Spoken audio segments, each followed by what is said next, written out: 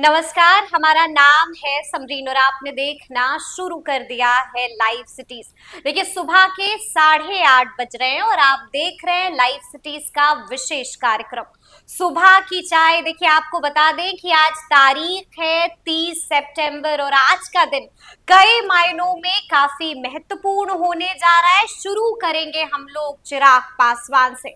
देखिए, चिराग पासवान ने आज समीक्षा बैठक बुला ली है। समीक्षा बैठक आखिर चिराग पासवान ने क्यों बुलाई है, इस पर भी हम लोग चर्चा करेंगे। देखिए, आपको मालूम है कि बिहार एक बार फिर से बाढ़ से बेहाल है। लोग काफी त्रस्त हैं, लोग काफी परेशान हैं। तो बाढ़ को लेकर के क्या कुछ अपडेट है वो भी हम आपको इस वीडियो में बताएंगे। आपको ये भी मालूम है कि बीते दिन पप्पू यादव के पिता की प्रार्थना सभा में तमाम नेताओं ने शिरकत की थी।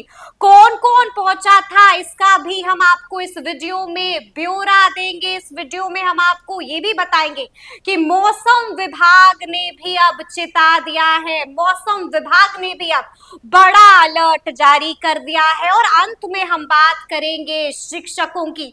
जी हाँ, शिक्षकों में एक बार फिर से गुस्सा है, शिक्षकों में एक बार फिर से आक्रोश है और काफी भड़के हुए हैं शिक्षक।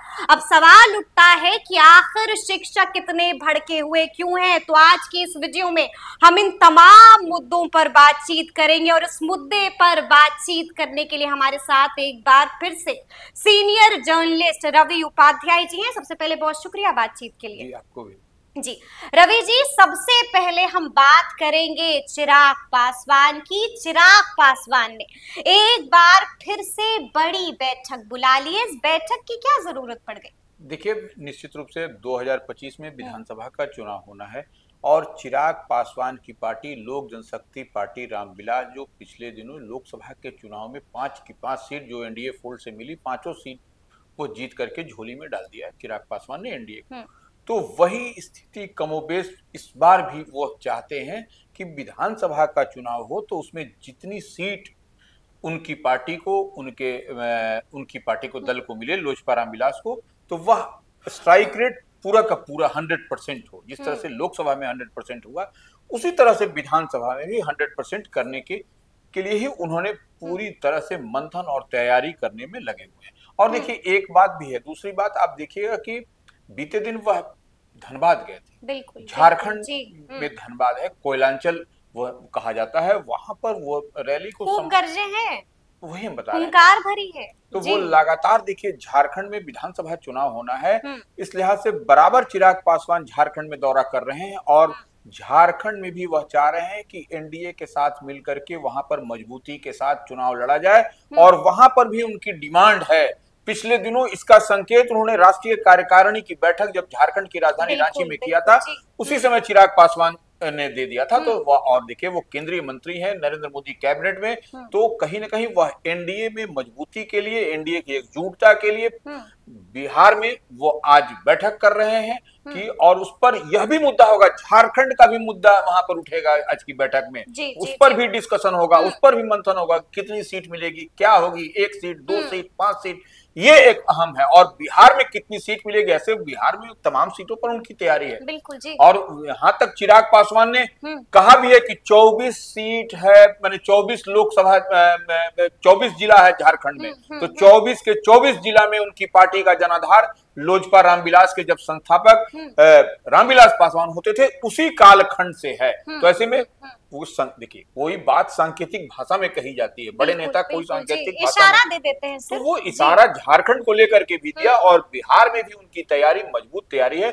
उसी को लेकर के मंथन, चिंतन, सब कुछ होता हुआ दिखाई आज पड़ेगा थोड़ी देर बाद आपको। देखिए, आपको तो मालूम है, आपने अभी बड़ी बात कह दी कि राजनीति में इसी तरह से संकेत दे दिया जाता है, इशारा दे दिया जाता है। आपको याद होगा रवि जी कि चिराग पासवान ने कुछ वक्त पहले ये साफ साफ कह दिया था कि अगर जरूरत पड़ती है तो हम झारखंड में अकेले ही चुनाव लड़ लेंगे। आपको याद होगा। देखिए, अकेले तो पिछली दफा भी वह लड़ करके चिराग मॉडल कौन भूल सकता है। बिहार की बात नहीं, झारखंड में भी हम कह रहे हैं, झारखंड में भी 2 बार वो लड़ करके देख चुके हैं।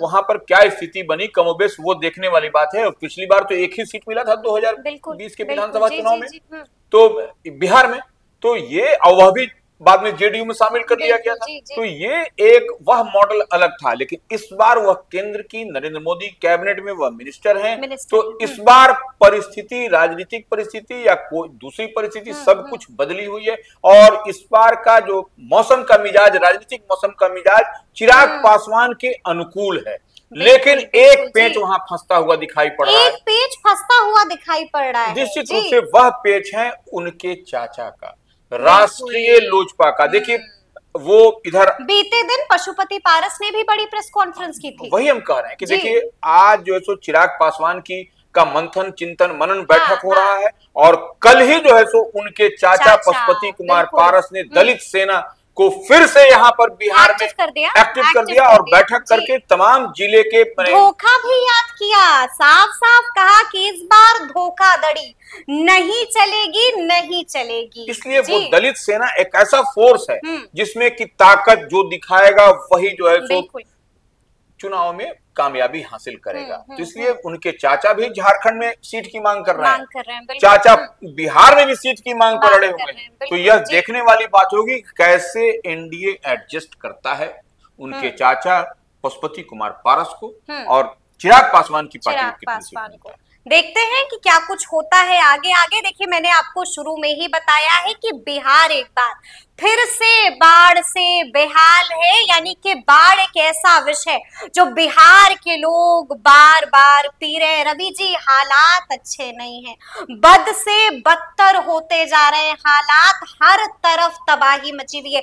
क्या कुछ बड़ा अपडेट आ रहा है इसको लेकर के? देखिए इसको हम लोग ऐसे समझे, बिहार में 1.5 लाख से अधिक की आबादी बाढ़ की चपेट में है, और ये वैसे जिले हैं जहां पर कि आप देखिएगा कि कोसी का जलस्तर, तो ये सब जलस्तर ऑल ऑफ ए सडन वहां पर आता है, और नेपाल में जब बारिश होती है तो उसका इफेक्ट बिहार में दिखता है। और ये बाढ़ बिहार में हर साल तबाही लाती है, इसमें आप इनकार नहीं कर सकते हैं। और इसकी तैयारी बिहार सरकार हमेशा करती है, बाढ़ से पूर्व तैयारी, वो फ्लड फाइटिंग के लिए यह तैयारी होती है, इसमें कहीं कोई दो मत नहीं। लेकिन सवाल यह है कि इस बाढ़ के कारण देखिए कई सड़क मार्ग से जिला मुख्यालय से संपर्क टूट गया है, और रेलवे पर भी, पटरी पर भी पानी आ जाने के कारण, हाँ, तो इस लिहाज से आप देखिएगा कि कुछ रेल खंड पर आप देखिए यातायात भी अवरुद्ध है, और कई जगहों पर देखिएगा सरकारी अस्पताल में भी पानी घुस गया है। जो लोलैंड एरिया में जो आपको पीएचसी है, प्राथमिक स्वास्थ्य केंद्र, वहां पर पानी घुस गया है। तो यह सब एक दुविधा, एक असुविधा लोगों को है, और लोग अनाउंसमेंट किया जा रहा है जिला प्रशासन की ओर से कि आप सुरक्षित स्थान पर पलायन करिए, अपने मवेशियों के साथ, अपने सामान के साथ ऊंचे और सुरक्षित स्थान पर जाएं। यह सब व्यवस्था हो जा रही है। इसी बीच आप देखिए कि जल संसाधन विभाग के मंत्री हैं बीते दिन, जी, तो नहीं, वो जल संसाधन विभाग के मंत्री विजय चौधरी का आज प्रेस कॉन्फ्रेंस है, प्रेस कॉन्फ्रेंस भी है, और बीते दिन जल संसाधन विभाग ने बड़ा पत्र भी जारी किया था। हाँ, वो देखिए वो पत्र जारी किया है कि वो एग्जीक्यूटिव इंजीनियर है, कार्यपालक अभियंता जो है, वो आपको कार्यपालक अभियंता बाढ़ नियंत्रण बगहा के हैं, वह निशिकांत कुमार, उनको जो है सो कर्तव्य के प्रति लापरवाही बरतने और तटबंध को जो है सो एम्बैंकमेंट को वह क्षतिग्रस्त हो गया, इस लिहाज से उनको सस्पेंड कर दिया गया, यानी कि बड़ी कार्रवाई हुई थी बीते दिन। बिल्कुल जी। और आज देखिए प्रेस कॉन्फ्रेंस, आज प्रेस कॉन्फ्रेंस में वह विजय चौधरी जो जल संसाधन मंत्री हैं, वह तमाम चीज को रखेंगे कि कैसे कैसे क्या क्या हो रहा है, क्या व्यवस्था की जा रही है, कितनी नौका, कितने बोट, कितने, ये तमाम तरह की बात। और 24/7 जल संसाधन विभाग के एग्जीक्यूटिव इंजीनियर से लेके बड़े से बड़े पदाधिकारी और अधिकारी एम्बैंकमेंट एरिया पर लगातार चौकसी बरत रहे हैं। बिल्कुल जी। वह चौकीदार भी रद्द हो गई है, सबकी छुट्टियां रद्द कर दी गई हैं, और सबका देखिए प्राथमिकता क्या है आम आवाम को जान माल की रक्षा करना। बिल्कुल। तो वो जल संसाधन विभाग इसी के लिए जाना भी जाता है। और तटबंध पर पानी का दबाव होगा तो वही जो है सो डैमेज होता है, उसी की निगरानी राउंड द क्लॉक की जा रही है। तो ये व्यवस्था है। और देखिए इसी बीच बिल्कुल जी, आप देखिए कि किस तरीके से केंद्रीय गृह राज्य मंत्री बीते दिन बड़ी प्रेस कॉन्फ्रेंस नित्यानंद राय ने भी की थी। वो देखिए वही कहा जा रहा है कि सेंट्रल की टीम भी, जो डबल इंजन की सरकार की बात कही जाती है, डबल इंजन की सरकार इसी को कहते हैं कि आप बिहार सरकार भी अलर्ट मोड में है। मुख्यमंत्री नीतीश कुमार स्वयं देख रहे हैं, जल संसाधन विभाग के मंत्री विजय चौधरी देख रहे हैं, और नित्यानंद राय जो केंद्रीय गृह राज्य मंत्री हैं, उनके अंडर में एनडीआरएफ बिल्कुल है, नेशनल, उसको राष्ट्रीय आपदा मोचन बल कहा जाता है हिंदी में। तो वो एनडीआरएफ जो है सो उनके पास में है। तो एनडीआरएफ वो उन्होंने लगा रखा है। 11 टीम जो है सो एनडीआरएफ की बाढ़ प्रभावित इलाके में मुस्तैद हो गई, और 8 टीम को रिजर्व में रखा गया है, और 3 टीम को वाराणसी में, उत्तर प्रदेश जो बिहार से लगा हुआ है, वहां पर 3 टीम को रिजर्व करके रखा हुआ है। इसी तरह से उन्होंने कहा कि अगर यदि आवश्यकता हुई तो उड़ीसा से, पश्चिम बंगाल से और एनडीआरएफ की टीम को लगाया जाएगा। अगर यदि और माने स्थिति अगर बिगड़ती है तो वो एहतियातन वो सब व्यवस्था किया हुआ है सरकार की ओर से, एयरलिफ्ट भी करने की व्यवस्था की जाएगी। तो यह सब पूरी तैयारी है, मुकम्मल तैयारी है सरकार की ओर से, इसमें कहीं कोई दो मत नहीं है। चलिए अब हमें ये भी देखना होगा कि बीते दिन पप्पू यादव के पिता की प्रार्थना सभा हुई थी, और प्रार्थना सभा में शिरकत करने के लिए क्या आम क्या खास तमाम लोग पहुंचे हुए थे रवि जी। देखिए निश्चित रूप से वहां पर तो बड़े बड़े नेता, अब हम नाम गिनाना लिस्ट तो माने बोलते बोलते समय बहुत निकल जाएगा। आप मुख्य रूप से हम 2-4 लोगों का नाम बता देते हैं। झारखंड के मुख्यमंत्री हेमंत सोरेन जी, उसके बाद कन्हैया प्रसाद, जो कन्हैया कुमार जो कांग्रेस के बड़े और कद्दावर नेता हैं। इसके अलावा कई अन्य मंत्री विधायक भी आपको पहुंचे हैं, कई सांसद और एमएलए एमएलसी की तो बात ही छोड़ दीजिए, कई लोग जन सैलाब सा उमड़ पड़ा था वहां पर प्रार्थना सभा में। मीसा भारती भी पहुंची थी पप्पू यादव से मिलने के लिए, लालू प्रसाद यादव की बड़ी बिल्कुल बिल्कुल तो बिल्कुल जी। देखिए ये तो प्रार्थना सभा है, इसमें पार्टी लाइन से अलग हट करके, दलगत भावना से ऊपर उठ करके उनके पिताजी के सम्मान में प्रार्थना सभा, जो अंतिम प्रार्थना सभा होती है, उसमें वो लोग सब लोगों ने शिरकत किया। और ये अच्छी पहल है, अच्छी बात भी। अच्छी बात है कि सबों ने शिरकत भी किया है। देखिए हम आपको लगातार बता रहे हैं कि बाढ़ को लेकर के क्या कुछ अपडेट निकल के आ रहा है, और इसी बीच बड़ी बात यह है कि अब तो मौसम विभाग ने भी बड़ी चेतावनी, बड़ा अलर्ट जारी कर दिया है। क्या कुछ अलर्ट जारी किया है, कहां पर ज्यादा सावधानी बरतनी है? देखिए जो मौसम का मिजाज जो बदला हुआ दिखाई पड़ रहा है, तो उससे चक्रवाती तूफान की आशंका दिखाई पड़ रही है। चक्रवाती तूफान की भी अब आशंका दिखाई दे रही है। तो वो विभाग की ओर से वो पूर्वानुमान अगले 24 घंटे 48 घंटे का होता है, उसमें बताया गया है कि बिहार के किन किन जिलों में बिल्कुल इसका इफेक्ट, इसका प्रभाव चक्रवाती तूफान का आएगा। तो चक्रवाती तूफान के समय बारिश भी होगी और हवा भी तेज रफ्तार से चलेगी, यह बात कहा गया है। और उसमें आपको बक्सर है, भोजपुर है, रोहतास है, नालंदा है, नवादा है, जमुई है, बांका है और औरंगाबाद है। औरंगाबाद बिहार, यहाँ पर लोगों को सावधानी ज्यादा बरतनी है। बिल्कुल वो उस दरमियान जब हवा और बारिश होगी तो आपको वृक्ष के नीचे, बिजली पोल के नीचे नहीं रहना है। बिल्कुल यह एहतियातन बताया हुआ है, यह बराबर बताया भी जाता है।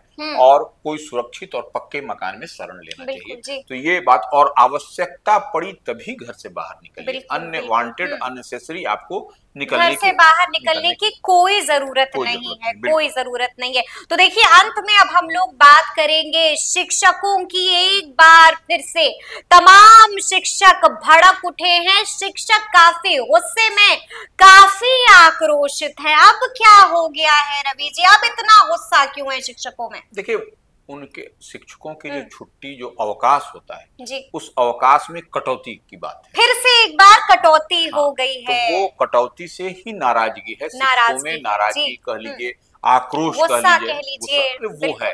वो क्या है, कटौती है कि दुर्गा पूजा है। दुर्गा पूजा के अवसर पर कलश स्थापना से लेकर के विजयदशमी तक वो अवकाश रहा करता था स्कूल में। तो वो इस बार जो है सो जो कैलेंडर जारी हुआ है उस कैलेंडर में जो है सो कटौती कर दी गई। हाँ, कटौती कर दी गई। तो ये जो है सो ये इन लोगों की ये बर्दाश्त नहीं हाँ, हो रहा है, इसको लेकर गुस्सा है, इसको लेकर के गुस्सा है। और यही अब इन लोगों का डिमांड यही है कि जो पहले पूर्व की तरह ही जो अवकाश मिलता था माने कलश स्थापना से लेके विजयदशमी तक, उसी वैसे ही छुट्टी फिर से माने जारी किया जाए, उसी तरह का उसको रीस्टोर कीजिए, रीस्टोर करिए, उसी तरह की माने होनी चाहिए। लेकिन अभी देखिए, अब पुरानी व्यवस्था की मांग इन लोगों की है कि वही पूर्व की तरह ही किया जाए। लेकिन अब देखिए विभाग, शिक्षा विभाग क्या ऑर्डर निकालता है, क्या प्रशासन की ओर से इस तरह की व्यवस्था होती है। क्योंकि देखिए ये इतने समय तक उन लोगों को अपने परिवार के साथ रहने का अवसर मिलता है और पूजा पाठ एक व्यवस्था है, उस व्यवस्था के तहत लोग करते हैं पूजा पाठ। तो उस दरमियान स्कूल में जाना और ये संभव नहीं, क्योंकि उस समय सब लोगों की अलग अलग ढंग से पूजा करते हैं, फास्टिंग रहते हैं, पूजा करते हैं। तो उस लिहाज से और दुर्गा पूजा एक महत्वपूर्ण पर्व है। हाँ, महत्वपूर्ण पर्व है, बिल्कुल। तो वो आराधना करते हैं माँ दुर्गा का, तो उस दरमियान फलहार कितने रहते हैं, कितने फास्टिंग में रहते हैं, तो इस दरमियान वो निकलना घर से उन लोगों के लिए परेशानी की बात है। इस लिहाज से वह रिक्वेस्ट, आग्रह, विनती शिक्षक कर रहे हैं कि भाई जो पूर्व की तरह ही हमारा जो अवकाश है उस अवकाश को पर हम लोगों को जारी किया जाए सूची। तो अब देखना होगा कि आगे आगे क्या कुछ होता है। तो फिर ये पूरी बातचीत आप लोगों को कैसी लगी है, कमेंट करके हमें जरूर बताइएगा। तो ऐसे तमाम अपडेट्स के लिए ऐसे ही हमारे साथ बने रहिएगा और देखते रहिएगा लाइव सिटीज। बहुत शुक्रिया।